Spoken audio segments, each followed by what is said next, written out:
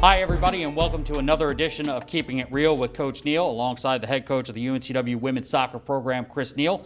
I'm Eric Ruin, coach. A big win on Sunday against Coastal Carolina, a 2-0 victory. Had to be pretty good feeling to come out of Conway with a shutout. Yeah, it's always a tough place to play, and it's a regional rivalry.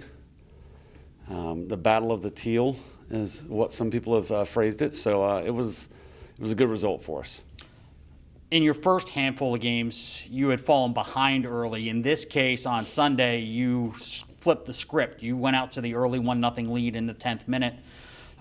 Tell me what kind of a change that gives you in terms of how you play when you get that early goal. Well, I think it settles a team mentally. You know, we had developed a habit in those first couple of matches of conceding, and early in the season when you concede first, it will rattle you a little bit. I think as the season goes on, if that happens, teams are maybe used to it or have a little bit more experience under their belt, so it's not that big of an impact. But numbers don't lie. The team that scores the first goal wins most of the time, and players are aware of that. Jordan Favre was involved in that first goal, and Madison Henry started it all. She had the shot that was saved by the keeper, and then Jordan's right there, right place, right spot, and sticks it home. Had to be a pretty good sight to see for her. She's off to a good start, and she is exhibiting really good goal mouth instincts right now. She's in the right place, right time. She's reading when rebounds are going to come off, and that's all that was. And a lot of goals aren't pretty, but the work that has to happen for them to be scored is really, really important. And Jordan has really understood that this season. She's in the right places. Move to the second half, you get another goal, and Jordan again is involved. Audrey Harding feeds it to her. She gives it off to Morgan Nanny, and Nanny does what she's done so many times in her career, sticks it in the back of the net. Yeah. It looked like in that play, things were starting to gel a little bit between those three players. That was a nice little east side interchange is what we call it on the team. Ball out wide to Jordan. Audrey makes a diagonal run looking for the ball, but ultimately Jordan let that be a dummy run, and then Morgan just took the space right behind Audrey. And that's very difficult to deal with when your attacking central midfielder is bypassing players into the penalty box like that. And it's always great when somebody's got the finishing quality of Morgan Nanny, who's on the other end of it for us. But that was a really nice goal. Obviously, offense was clicking, but defensively, probably had your best effort of the year. Didn't allow a shot on goal, I believe, until midway through the second half. And Kaylee Bierman anchored that defensive effort and got her first career shutout. Yeah, no shots on goal, I believe, in the first half. They did have a header that just flashed wide of the post. We dodged a bullet there in the first half.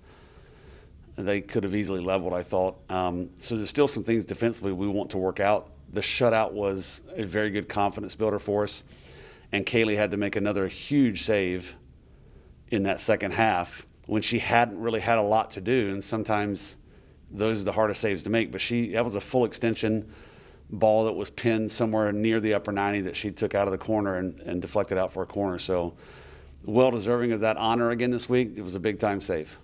3 saves for the goalkeeper from Grovetown, Georgia, and as you just mentioned, 2-time CAA Rookie of the Week. She earned it for the second week in a row. Her confidence has to be through the roof at this point, 4 games through. She's all smiles right now. That's for sure. When you look at this 3-game winning streak that you're on, you've conceded just 2 goals in those 3 games, and the offense is starting to pick up. You've had multiple goals in all 3 of those contests. What have been some of the keys to the success of the team during the last 3 wins?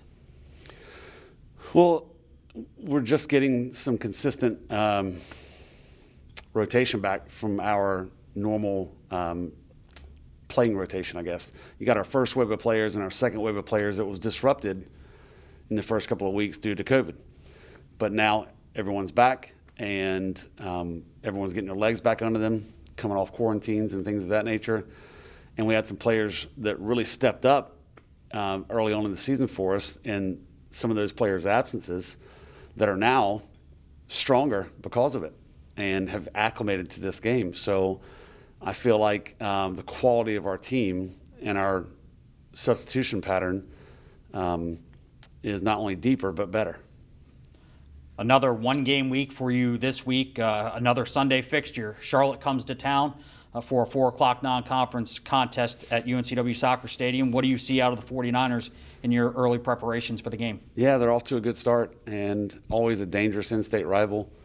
Extremely well coached by John Cullen and his staff. It's always going to be a spirited and competitive battle. The team that takes their chances will come out on top. How important is it for you this early go-around? We talked about it last week, and we'll talk about it again this week, having just that one game, knowing that the schedule is going to pick up at some point to be able to rest a little bit. Obviously, it was a short road trip on Sunday, but a road trip nonetheless.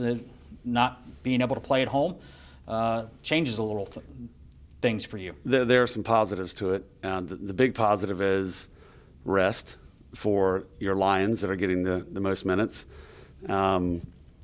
Second benefit is that we can train. We can really train with an intensity level that we maybe could not do if we were playing 2 games in a week. So those are 2 positives. The negative is, I was just looking at this last week, going into the Coastal match, looking ahead, we only had Coastal, Charlotte, and then Liberty, only 3 matches prior to conference play starting. So the negative is you don't have a lot of opportunities to keep tinkering with your lineup if you were playing 2 games a week. You've got to start getting things solidified before you head into conference play. So the positives outweigh that, though, no question. UNCW off to a 3-1-0 start. They'll host Charlotte Sunday afternoon, 4 o'clock. Get your tickets at uncwsports.com/buy tickets or jump on flowfc.com to view the broadcast with Jim Whitmire and Tom Lamont on the call. Coach, all the best of luck. We'll chat with you again on Tuesday of next week. Thank you. That's head coach Chris Neal, the UNCW women's soccer program. I'm Eric Ruth. Thanks so much for joining us. We'll see you next week.